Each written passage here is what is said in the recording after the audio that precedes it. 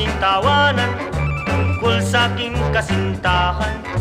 Ako'y kanyang iniwanan dahil sa isang mayaman. Ngunit hindi nalaunan aking natuklasan ang kanya palang natagpuan. Ubod lang pala ng yabang.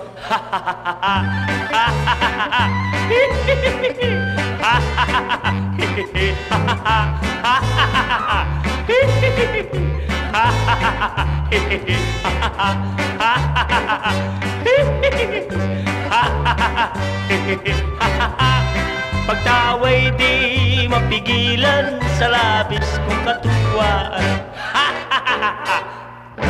Ngayon'y aking nalaman